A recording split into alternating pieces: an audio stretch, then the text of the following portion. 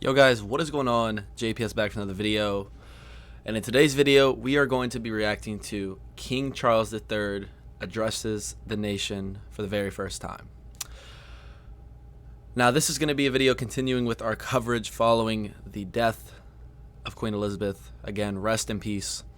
And I wanted to take a couple days off to just kind of think of where I wanted to go with content this week. I didn't want to flood you guys with it. I wanted to give you guys some time to kind of recollect your thoughts and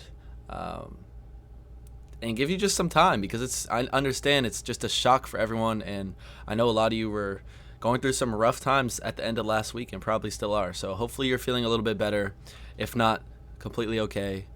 Hopefully everything will return to some sort of normalcy at some point, but in the time being, we're going to be covering some content following the Queen's death that relates to that, all the way up until her funeral. So that's probably what this week is going to be like. I think I also plan on doing a couple comedy reactions videos to hopefully brighten the mood a bit. So we'll see how that goes. But anyways, I literally have never heard Charles III speak. Now King Charles, and this will be the first time I hear him, and let's listen, I guess. I don't guess. We are listening. I speak to you today with feelings of profound sorrow.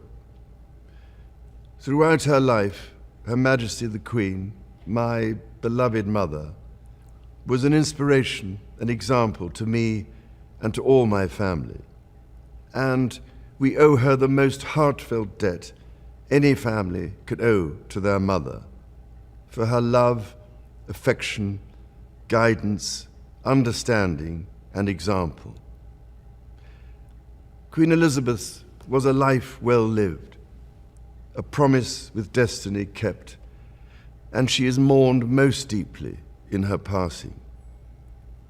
That promise of lifelong service I renew to you all today.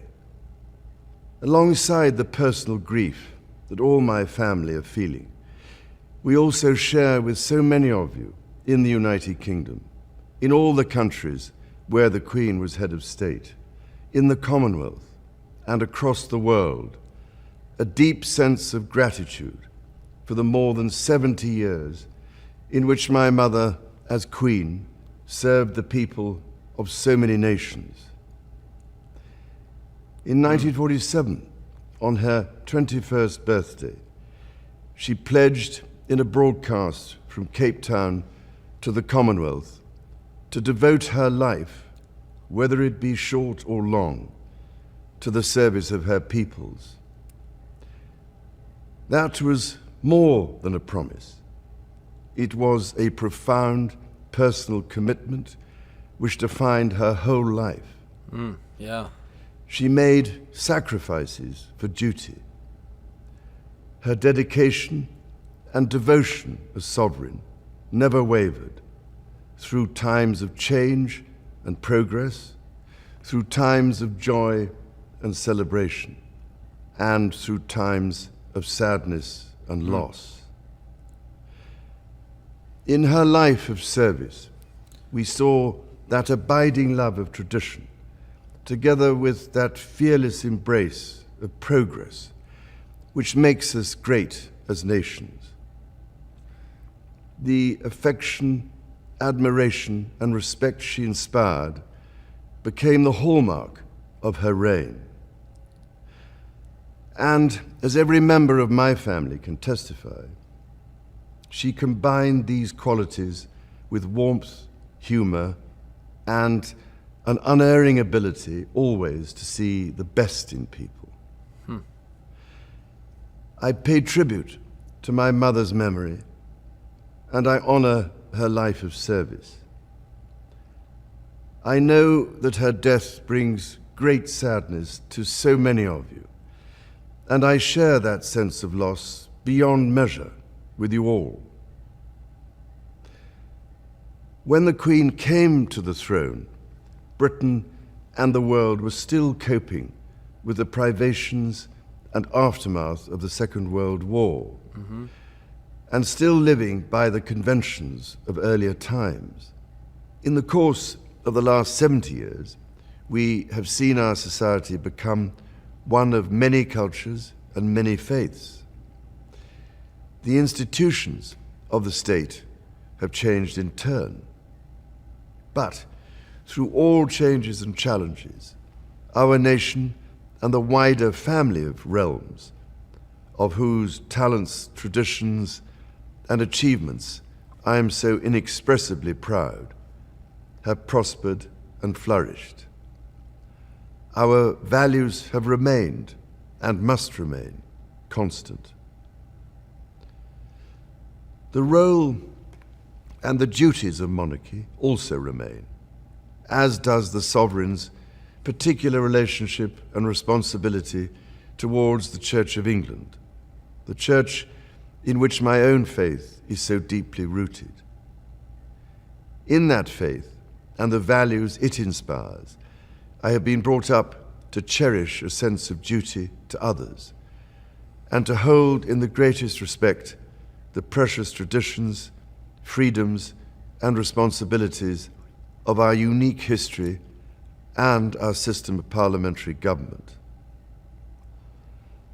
As the Queen herself did with such unswerving devotion, I too now solemnly pledge myself, throughout the remaining time God grants me, to uphold the constitutional principles at the heart of our nation. And wherever you may live in the United Kingdom, or in the realms and territories across the world, and whatever may be your background or beliefs, I shall endeavor to serve you with loyalty, respect, and love, as I have throughout my life. My life will, of course, change as I take up my new responsibilities. It will no longer be possible for me to give so much of my time and energies to the charities and issues for which I care so deeply. But I know this important work will go on in the trusted hands of others. This is also a time of change for my family. I count on the loving help of my darling wife, Camilla. In recognition of her own loyal public service since our marriage 17 years ago, she becomes my Queen Consort. I know she will bring to the demands of her new role the steadfast devotion to duty on which I have come to rely so much. As my heir, William now assumes the Scottish titles which have meant so much to me. He succeeds me as Duke of Cornwall and takes on the responsibilities for the Duchy of Cornwall, which I have undertaken for more than 5 decades. Today, I am proud to create him Prince of Wales, Tywysog Cymru, the country whose title I have been so greatly privileged to bear during so much of my life and duty. With Catherine beside him, our new Prince and Princess of Wales will, I know, continue to inspire and lead our national conversations, helping to bring the marginal to the centre ground, where vital help can be given. I want also to express my love for Harry and Meghan as they continue to build their lives overseas. In a little over a week's time, we will come together as a nation, as a Commonwealth, and indeed a global community, to lay my beloved mother to rest.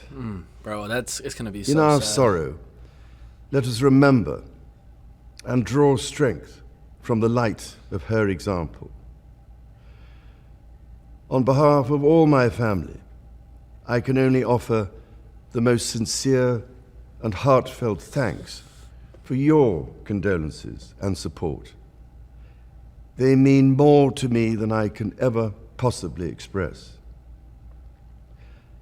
And to my darling Mama, as you begin your last great journey to join my dear late papa, I want simply to say this. Thank you. Oh. Thank you for your love and devotion to our family and to the family of nations you have served so diligently all these years. May flights of angels sing thee to thy rest.